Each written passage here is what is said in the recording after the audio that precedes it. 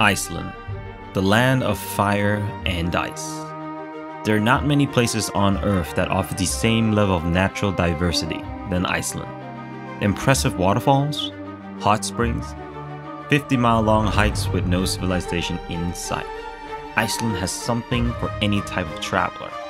From the lush green summer months where the sun never sets, to the dark cold winters illuminated by northern lights, Iceland offers a host of activities no matter the season. I was able to explore this impressive country, spending 10 days driving around the famous ring road, visiting the many different attractions along its route. If you're looking to do the same, or just need a bit of inspiration for your own upcoming Iceland trip, then this video is made for you.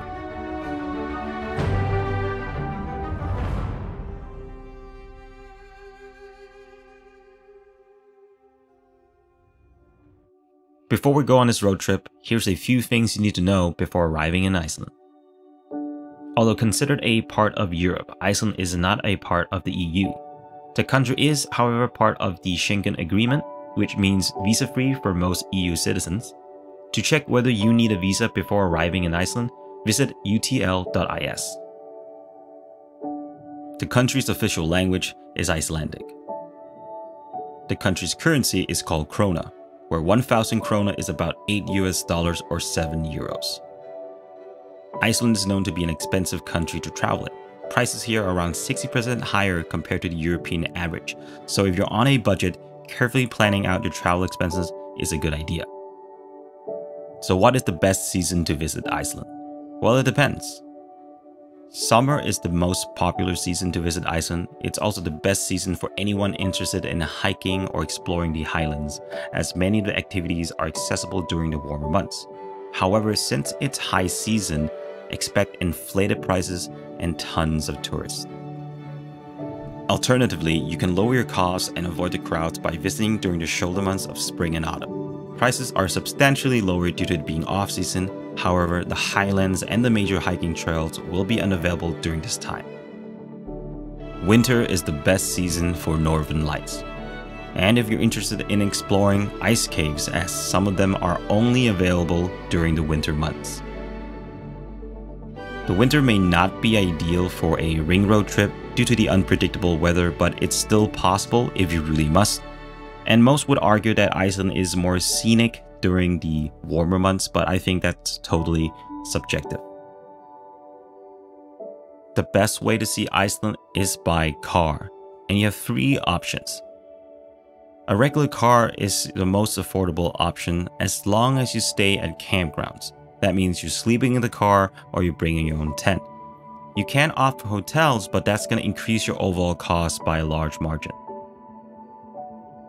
You can also go with a four-wheel drive, but in my opinion, they're not really necessary unless you plan to explore the highlands or drive on F-roads. Renting a four-wheel drive will also cost an added premium, so overall it could be the most expensive option on the list. But it is the ultimate adventure car in Iceland, so if you want the added feel of security and not worry about where you can or cannot explore, then go with a four-wheel drive. Lastly, a camper van. This is also the option I opted for. It's not the most expensive nor the most affordable. It sits in the middle in terms of price, but it has the advantage of being your accommodation and transportation rolled into one, with included benefits such as heating, gas stoves, etc. to make life easier at campgrounds. Regardless of what vehicle you choose, it's important to know the driving laws in Iceland. While I won't go through everything, these are the things you need to know. The general speed limit in cities is 50 kilometers an hour. It's 70 on gravel roads, and while on roads outside of urban areas such as the ring road, it's 90. There will be plenty of speed cameras set up all around Iceland, so I recommend not to risk it unless you want a heavy fine at the end of your trip. You also have to be 20 years of age to rent a car and 23 for larger vehicles. Car headlights must be on at all times, and off-roading is illegal in Iceland. If comfort is the most important thing for you, then go with hotels. They're by far the most comfortable stay you can get. As for the downsides, other than the high cost, You might find check-in times to be restrictive, especially if you arrive late at night, so you may have to adapt your schedules accordingly. Hostels or guest houses are a more affordable option, but sacrifices some of the comforts you'll get from a regular hotel. Expect shared bathrooms, kitchens, or in some instances sharing rooms with other travelers depending on your accommodation choices. You can book hotels and hostels on price comparison sites such as Booking.com. I will be leaving a few recommendations in the description box below. Finally, campgrounds. By far the most budget-friendly option and ideal if you're going with a camper van or bringing your own tent, since wild camping in Iceland is illegal. It can be the least comfortable option depending on the person, but what I like most about campgrounds is that you can arrive at any time. So if you arrive late at night and you find the reception to be closed, just find a free spot, stay for the night, and make sure to pay the fee the next morning. The price range is between 1,500 and 3,000 kronas per person for a night. You can search for campgrounds on Tjalda.is, or you can search for one on Google Maps, which I did a number of times when I was on the road.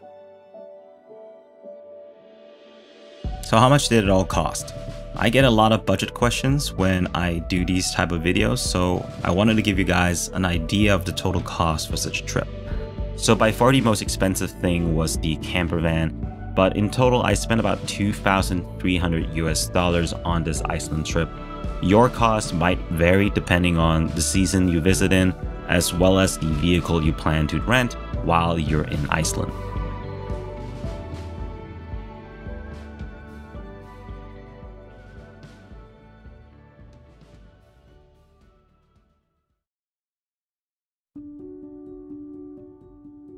We land in Keflavik, Iceland's main international airport. Straight away, we get to our camper van and start our journey. We jump on Route 1, the famous ring road that loops around the entire island. Just 50 kilometers from Reykjavik, we find the ever-popular Golden Circle. The Golden Circle isn't an officially recognized route, but it's a popular tourist destination as it includes a number of attractions along its 300-kilometer loop. It's arguably the most popular tourist destination in all of Iceland and works well as a day trip outside of the city. I won't cover everything, but here's some noteworthy highlights. Thingvellir National Park.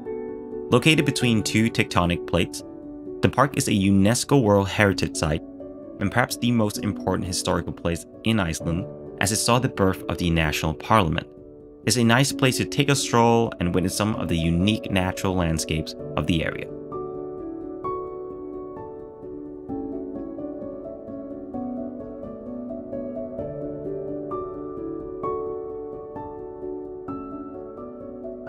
Kerrid Crater, with its striking red cliffs and aquamarine colored lake. Kerrid is a relatively young volcanic crater lake. Its age plays a key role in its colorful appearance, as the striking colors are due to the remaining minerals in the rocks, as well as the minerals seeping into the water below, giving it its green tone. The famous brothers Geysir and Strokur. Although it's been years since the Great Geysir last erupted, you'll find that his younger brother gladly picks up the slack, erupting between every 5 to 10 minutes.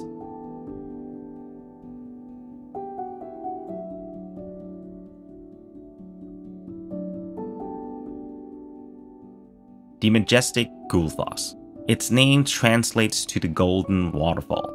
It's also where the Golden Circle gets its name from, and it's an impressive waterfall and one of the main highlights of the loop.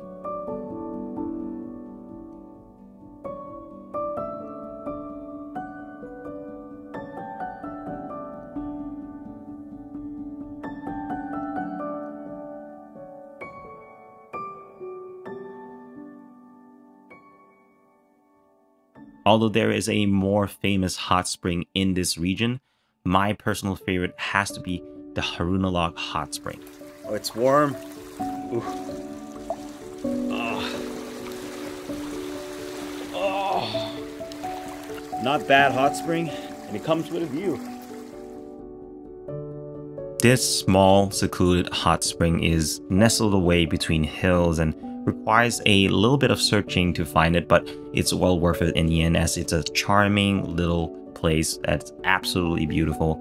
Unfortunately, I've heard from multiple sources that the hot spring has been dried up due to tourists leaving trash all around and the landowners understandably being sick of it. It's a real shame if it's true, but it just goes to say that we should all show a little more respect towards these places and the people who owns them. Otherwise, more wonderful places such as this will disappear. Nature here is fragile, and we should all make a little effort preserving it for future generations. Friedheimer is a geothermal tomato farm, famous for its tomato-themed menu, and is a beautiful place for lunch. Other than food, you can also pre-book a visit to the greenhouses and learn more about the process of greenhouse horticulture here in Iceland. For example, you can learn how they're able to cultivate their tomato crops in such a cold climate by using the Earth's geothermal energy.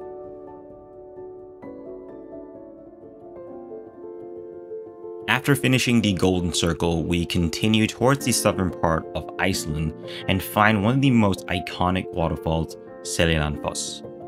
With its 60-meter waterfall drop, Seljalandsfoss is part of the Seljalands River that has its origin from a volcano glacier. It's unique as you can walk behind the waterfall itself and really get a sense of its scale. Just make sure to bring a raincoat. Guess where we are?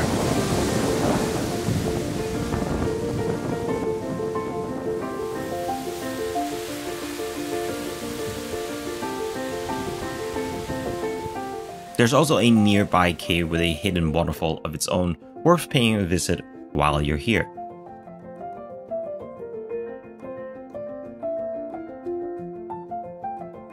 Further along the route, you can find one of the many pools here in Iceland, and this has a particular difficult name to pronounce, and I think that's going to be a common theme here in this Iceland video.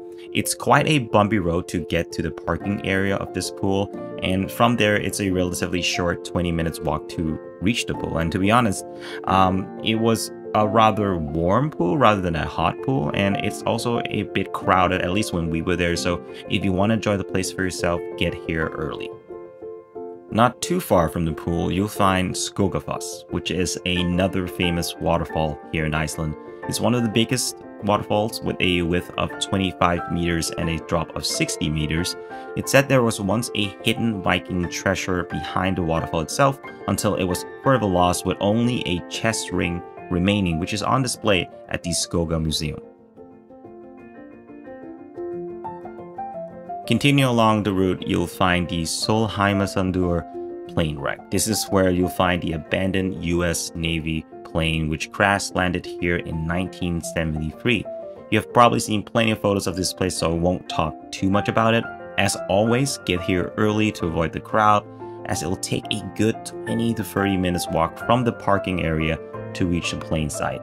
If you are unable to walk, there is a shuttle bus that goes from the parking area to the wreck site for a small fee.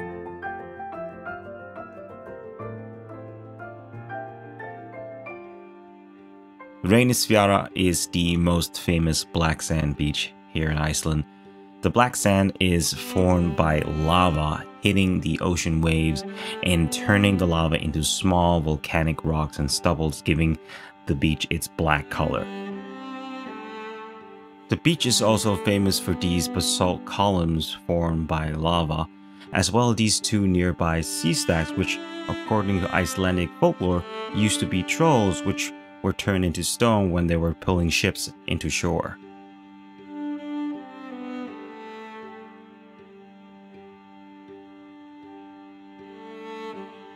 Not far from Reynisfjara, you'll find Dyrhólaey, which means the Door Hill Island. It's known for its rock arch and the lighthouse of the same name. Once you reach to the top of the lighthouse, you'll have a fantastic view of the southern coastline. It's well worth the short hike, and the best thing, it's free.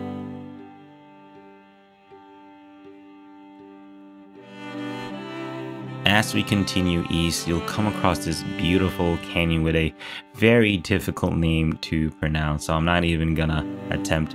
But this canyon was believed to be formed at the end of the last ice age. Unfortunately, when I was there, the canyon was closed, so you might have better luck than me, but I think it's definitely worth paying a visit.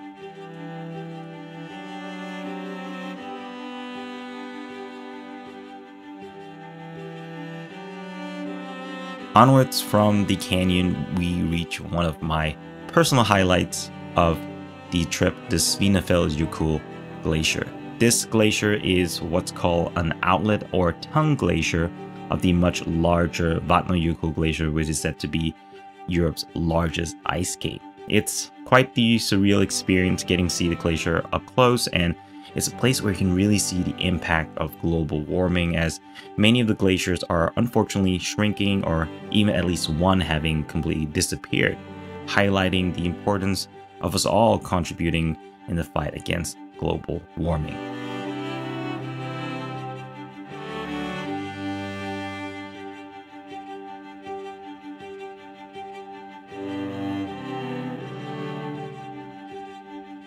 Nearby Svinefjellsjökull, you'll also find Fjällsälen, which is another outlet glacier. The unique thing here is you can get on a boat tour and really get up close to the icebergs and the glacier itself if you're interested.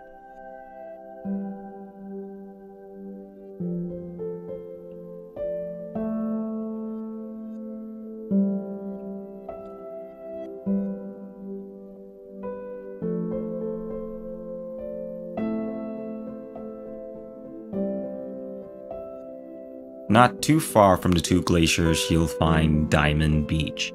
Although it's not officially named that, but it's a name it's rather picked up due to the many washed up pieces of glacial ice, which creates a stark contrast between its black sandy shores.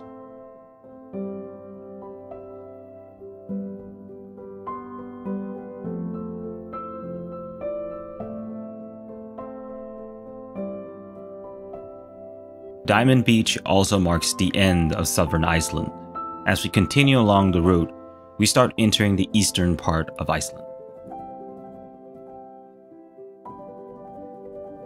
Vesterhorn is one of my favorite places in Iceland. It's also known as Stoknes, which is a set of pointy mountains, often the subject of many landscape photos here in Iceland. It's known for its reflective shores, where you can take some really cool shots.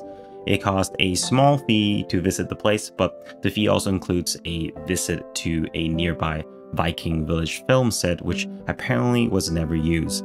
The view of the mountain itself, to be honest, is well worth the entry price. As we continue with this Iceland road trip, we head northeast, following along the cliffside roads until we arrive at the small town known as Seyðisfjörður. Seyðisfjörður is known for its rainbow-colored street, which leads up to the town's landmark, the Blue Church. The town itself is surrounded by mountains and located near a fjord. I also recommend popping into the Nordic restaurant for a nice little brunch before you continue on your journey. You may also want to pay a short visit to a nearby small waterfall called Gufu. It's located just outside of the town on the main roads that leads to Her. We sidetrack a little off the ring road to find Hengifoss. It actually takes a good 30 to 40 minutes hike from the parking area to reach the waterfall, and I actually had to do this twice because I forgot my camera, but I do not regret it all because this is a stunning waterfall thanks to its red clay and black basalt patterns, creating that perfect backdrop to its 128-meter fall.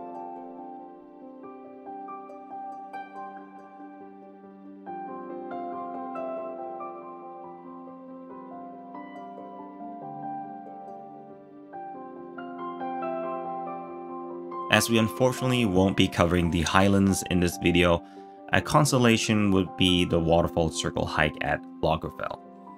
Just getting to Lagerfell was an experience in itself, and the hike was a great surprise with some wonderful waterfalls during the route. I highly recommend doing this short 2 to 4 hours hike if you're in the area or at all interested in hiking.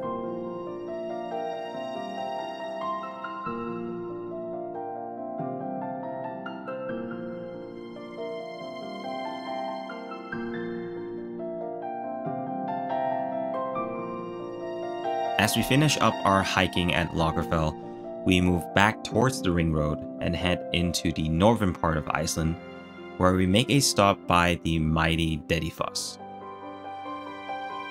Located in what's known as the Diamond Circle, Dettifoss is regarded as the most powerful waterfall in Europe. The waterfall is made of glacial water from several glacier outlets, and it's a great display of the power in scale of Iceland's remarkable nature.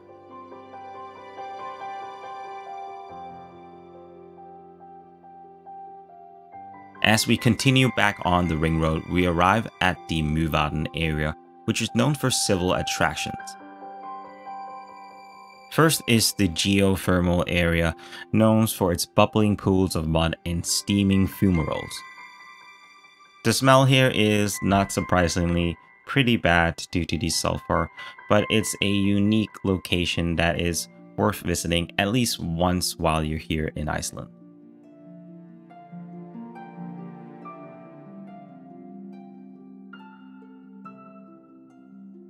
You can also find this quirky shower located at the side of the road towards Krafla.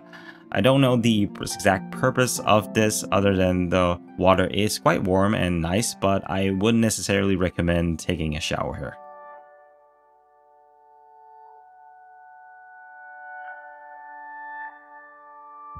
Not too far from here, you can find the Krafla VD crater with its own colorful crater lake that is very similar to the Kerrid crater found in the Golden Circle. If you didn't manage to visit Kerrid at the Golden Circle, then definitely pay the Krafla VD crater a visit.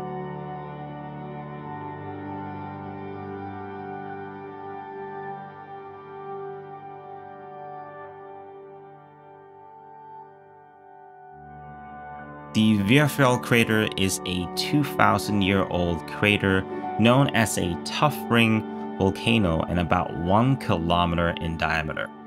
It's connected to the very active Krafla volcanic system, and you can climb the crater and walk around its rim to get a better look at it. It's definitely one of the more impressive craters in Iceland.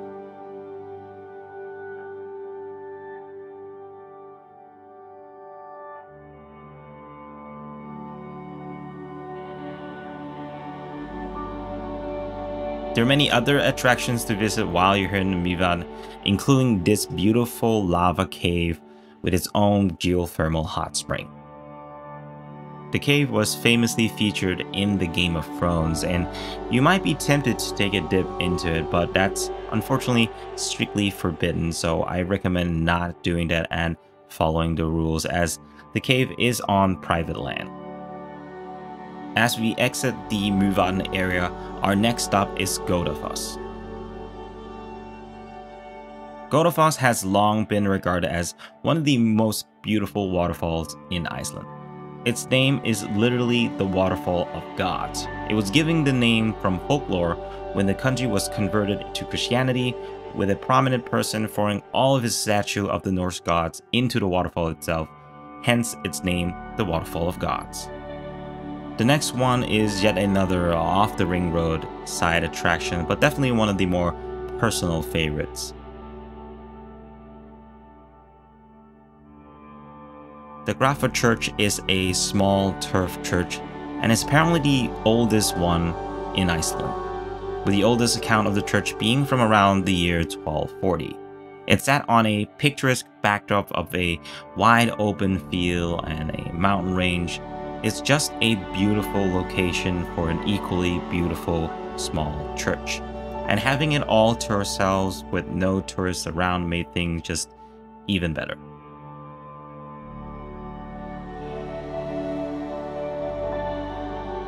As we move towards the northwestern part of Iceland, we make a quick stop at Hvitserkur. Located on the beach, this 15-meter tall sea stack is of volcanic origin. We arrived here during Blue Hour, which really helped set the mood and tone of the location. Some of my most favorite shots during my Iceland trip was taken here.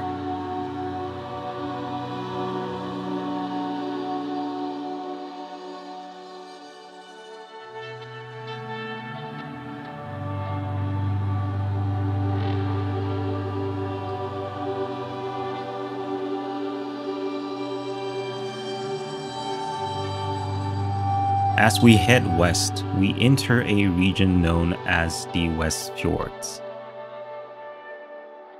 Although the West Fjords aren't technically a part of the Ring Road experience, and definitely considered more of a sidetrack adventure, we decided to add it in our road trip. We rarely saw any tourists while driving around, which really gave that sense of solitude that the area is known for. As for some highlights during our days here, this lovely hot pool was definitely one of them.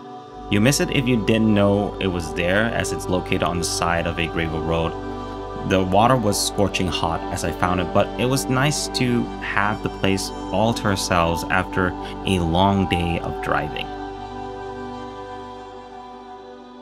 There's also a short and easy 4-kilometer hike to the waterfall ravine called Valakil if you're aching to move your feet a little.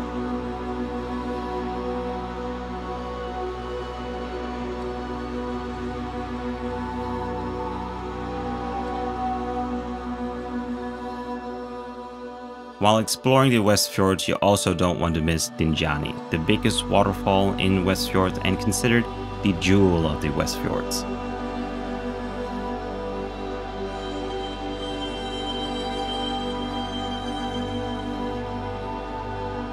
If you're into abandoned ships, then visit the Gardar BA-64, which is a ship that was stranded here since 1981.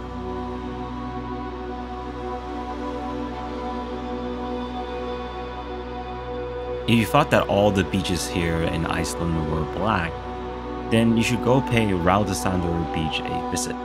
The name Raudasandur means red sand due to its orange-red colored shores.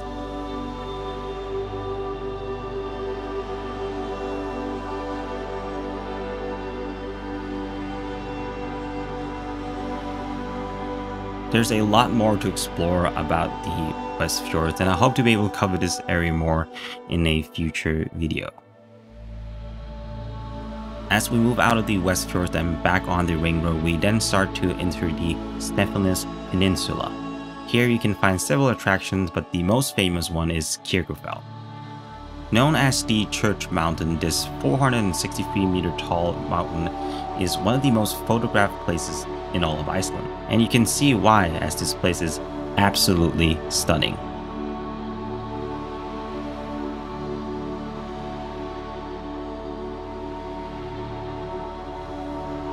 Not too far from Kirkjufell, you'll also find this lovely church that we grabbed a few photos of as well.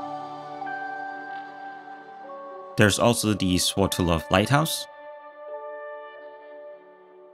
and the Gatakletur Rock Arch.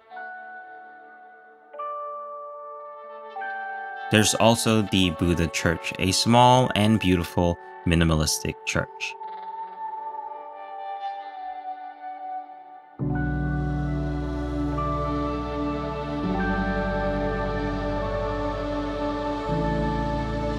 As we move out of the Snaefellsnes Peninsula, we complete our loop around Iceland and spend our remaining time in Reykjavik.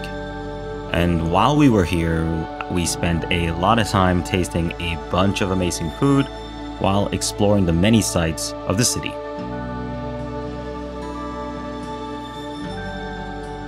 And there you have it. That was my Iceland Ring Road trip. Now, obviously I couldn't cover everything there's to do on such a trip, and I simply cherry-picked the activities and experiences that I wanted to have while I was in Iceland.